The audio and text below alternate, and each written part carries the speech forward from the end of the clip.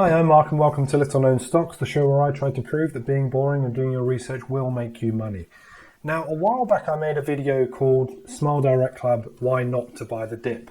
And I got a lot of feedback on that video that I'd ignored some key points about Smile Direct Club and that I wasn't seeing the full picture. So I wanted to make a follow-up video to that, just to explain the position, do a much more thorough video and understand the stock in more detail. But I wanted to wait until I became a customer.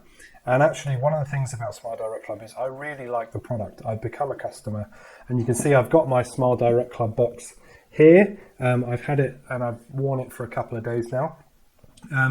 Just to go through my experience as a customer to begin with, not good, I've got to say, in terms of, first I went on their website, tried to order it. I couldn't order it to my postcode.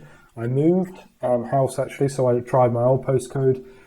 That didn't work. I tried my parents' postcode, my brother's postcode, and eventually my grandmother's postcode worked, but that was the fifth address that I tried, so that was really difficult. I also had to sign up under a different address and therefore change everything through the process to actually get my kit. I then sent it away. I requested the one that you just wear at night. They set me up for the one that you wear all the time. The payment didn't work. I had a discount code which I didn't get. It was just not a very good process all in all, and it's taken around 4 months in total to get to this stage where I've actually got the box and I can use the product. So not very good in tax. So it's worth noting that after my complaint, I received an email from David Cran, who's the Vice President of the UK and Ireland.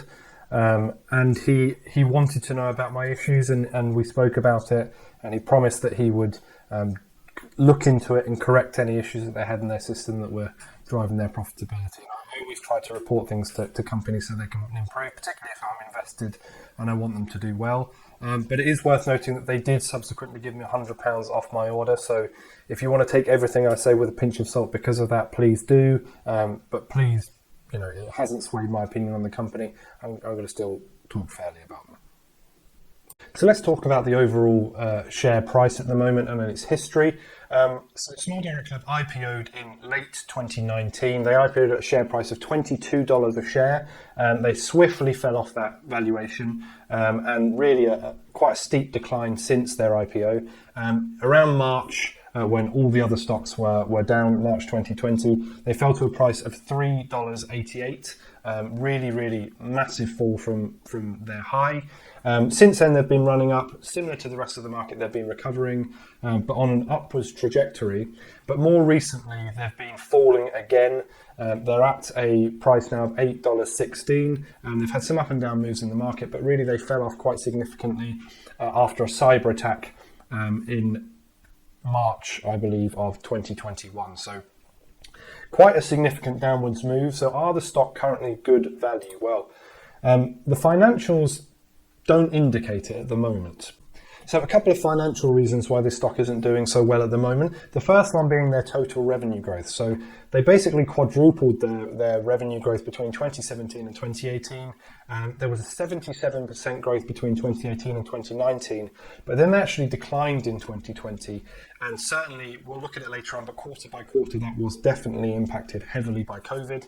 And they also reduced their marketing spend, etc. And if you think about people going out, if people are in lockdown, they certainly don't want to be spending their money on a new smile, particularly if they're at risk of losing their jobs. They're not going to be seeing people. They're probably not bothered about a Smile Direct Club type purchase.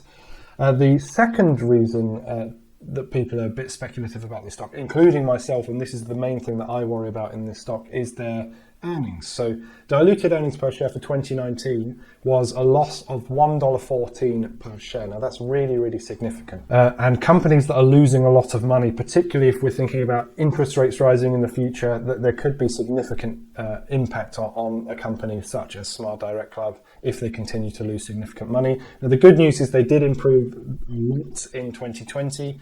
They lost 72 cents a share, and they certainly scaled back on things like marketing costs, etc. But with the reopening, it remains to be seen whether they slip back into a greater loss position. So one of the things that actually initially drove the stock price down was this cybersecurity incident, and it happened on April the 14th, and they reported on May the 3rd, so quite a big distance between the two there. But they did say that they engaged many companies to help them out. They said on the call many times that there was an excellent response, whatever that means. They say they didn't lose any data. They didn't have to pay any ransom. So although I suspect they were down for at least 2 weeks, I don't think this is a long-term issue for the company, and actually they've probably learned from this and they'll be much more vigilant in future. But it could really be a buying opportunity where there's a short-term scare, but the long-term impact on the company is relatively limited. Now, if we look at the short-term impact on the company, they reported that it was roughly $10 to $15 million in revenue due to downtime on their website. That's something that a company of this size could easily absorb in the following quarters. But we just need to be aware that the numbers could have been slightly better this quarter had this not have happened. So worth noting here that definitely the revenue was impacted by COVID. You can see that it fell off massively in Q2 2020 and then has had steady growth since. And they have addressed both the profitability and the revenue growth. So their long-term financial target remain intact. Average revenue growth of 20 to 30% per year for the next 5 years. So this is just a target. We don't know whether that's going to happen, but certainly that's what they're going after, which is good news. And then adjusted EBITDA margins of 25 to 30% as we scale during the same time period, so over the next 5 years. So they're aiming to be growing and profitable, which is really important. So let's delve into whether they actually will achieve that or not. So what do they intend to do about these losses that they're making? Well, they mentioned this in a few presentations, but really they're moving from a gross to net margin improvement strategy. And the first thing they're doing is automation. So they've got 2 printers, the first one being their initial printer that they set up, the second one being one that they've more recently set up, and it's, from my understanding, more automated. They're able to put out more on that line more quickly. And what they're doing basically is moving a percentage of their aligner creation to this new machine. So at the moment they're at 70%. I think last quarter they were at something like 60%. 70% of their aligners going through this new automated machine. They expect approximately 90% by the end of Q2.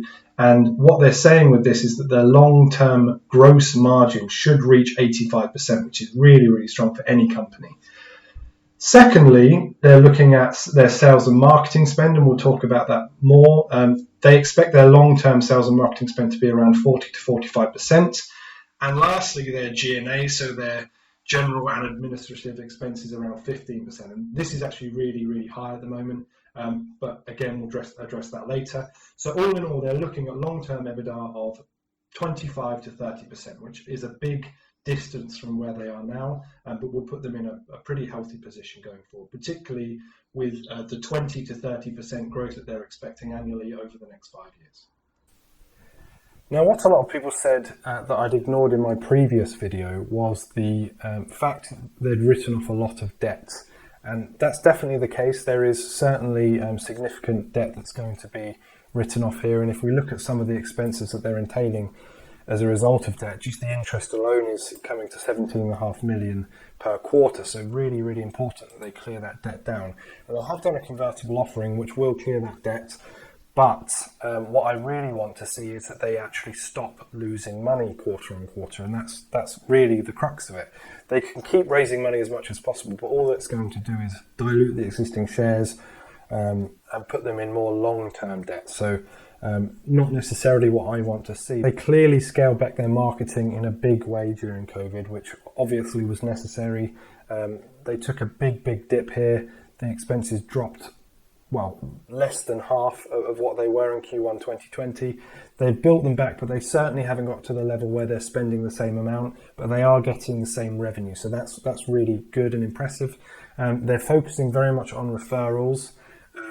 There's a referral code down below, by the way, if anyone wants to use it for the UK. But they say they're getting around 20 to 23% referrals. So 1 in 5 people essentially are referring someone, which is good word of mouth. I think they do pay £150 for that. So it's relatively expensive in terms of referral, but certainly it's driving marketing and driving more profitable business.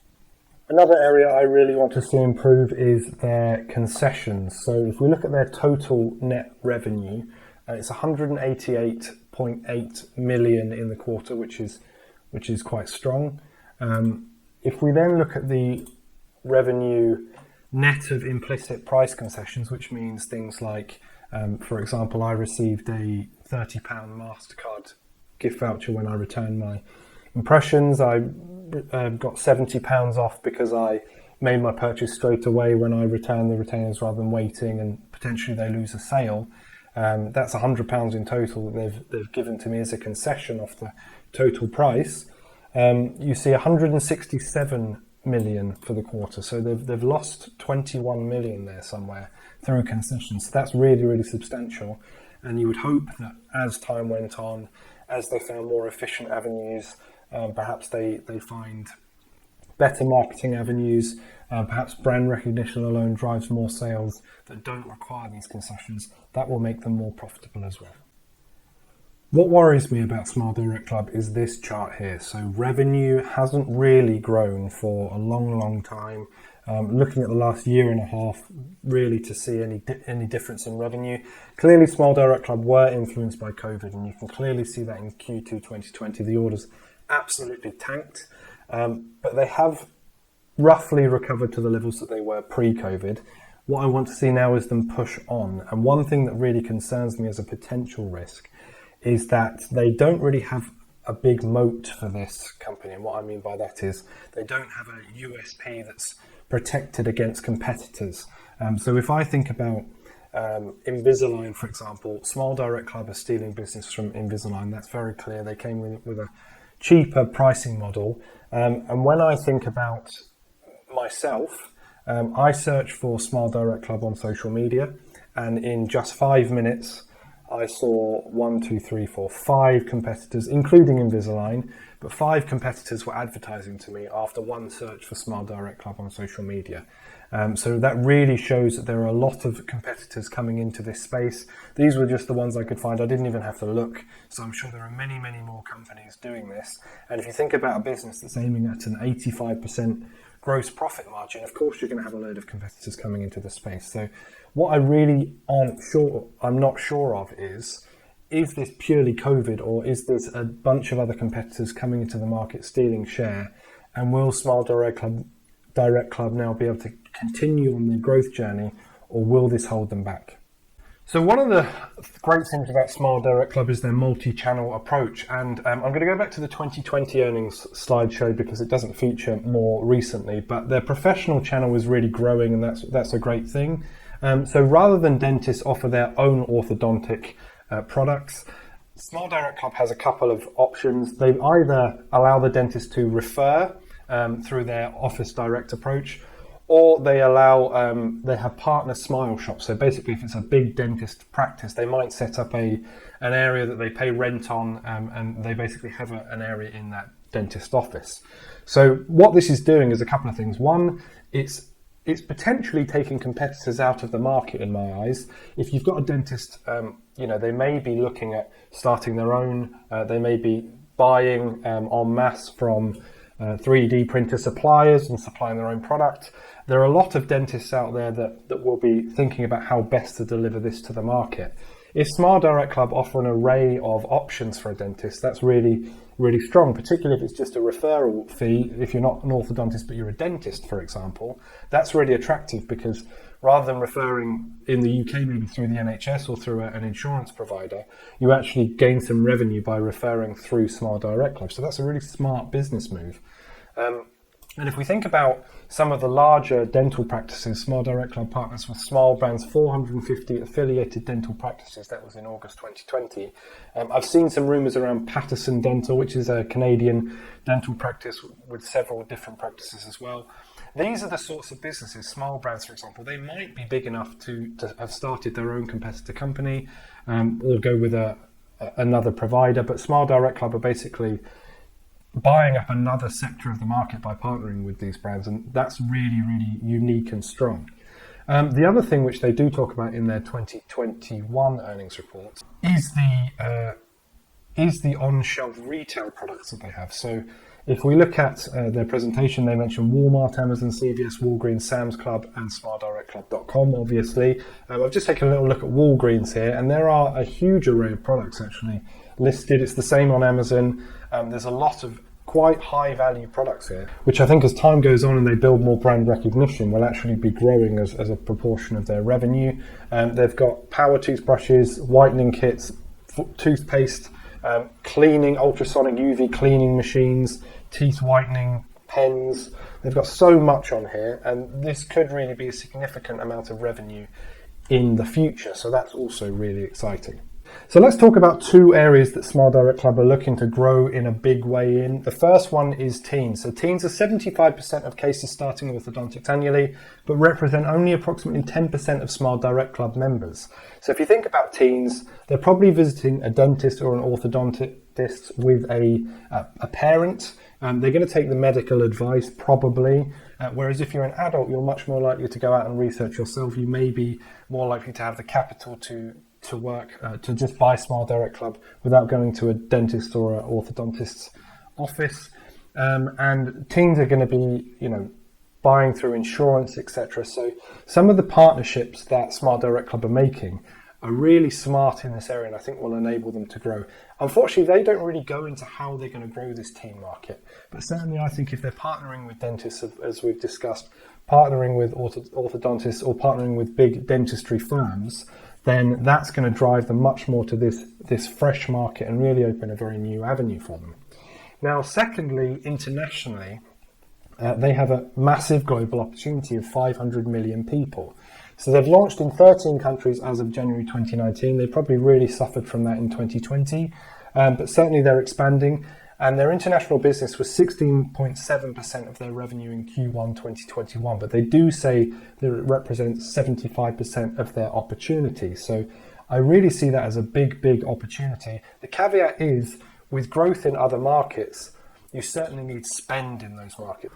And you need to drive brand recognition, which they may not have in all those markets.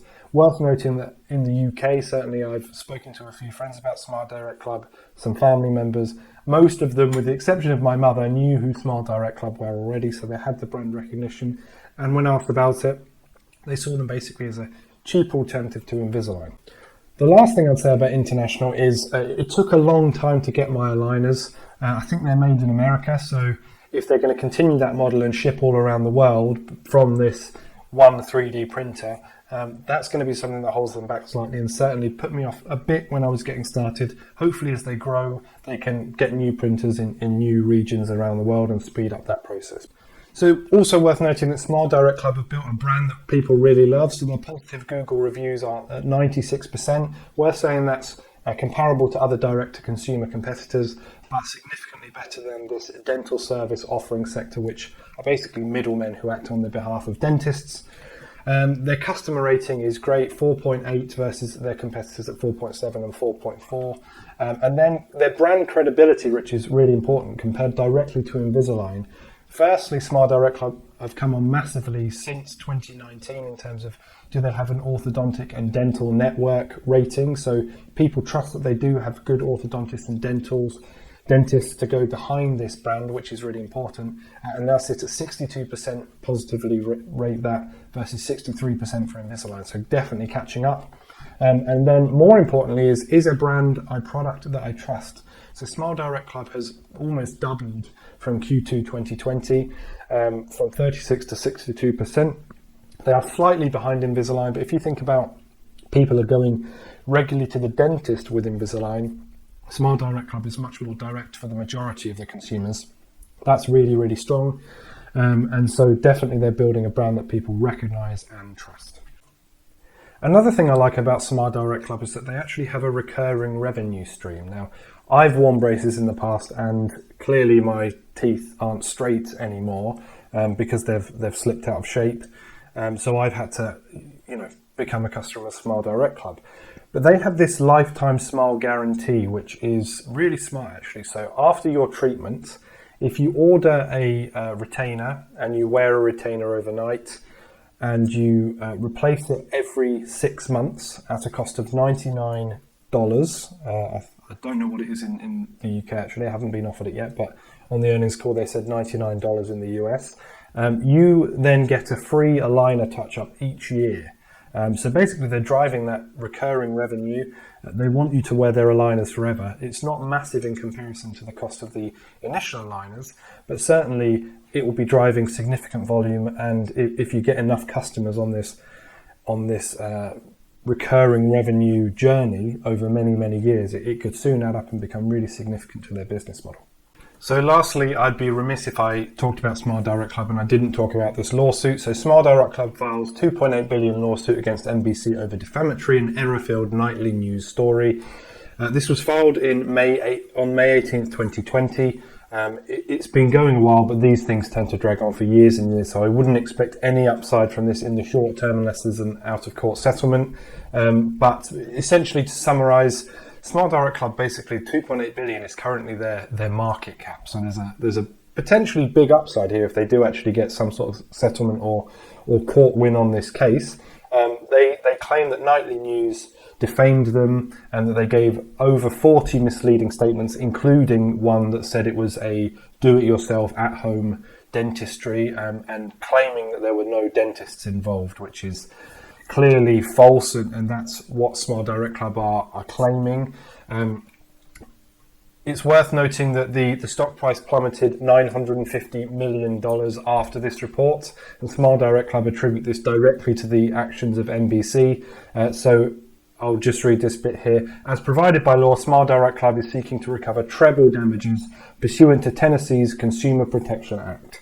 So the share price plummeted by $950 million. They believe they can claim back treble that in damages, in punitive damages. So, potential upside in the future, but I certainly wouldn't be buying a stock based on a lawsuit like this. These are very speculative. They can be closed down very quickly and go nowhere, but there could be some long-term potential here. So what am I doing? Well, I think Smile Direct Club at the moment is just too unprofitable for me. I want to see another quarter or two just to see whether they're going to grow and increase in terms of profitability, i.e. their loss is going to get significantly smaller. I don't feel comfortable buying in just yet, but I think there is big opportunity here, and I'll certainly be watching the stock over the next quarters to come. So that's my opinion. I'd love to hear if you have a different opinion in the comments below. Otherwise, please like and subscribe if you like the video, and have a good day.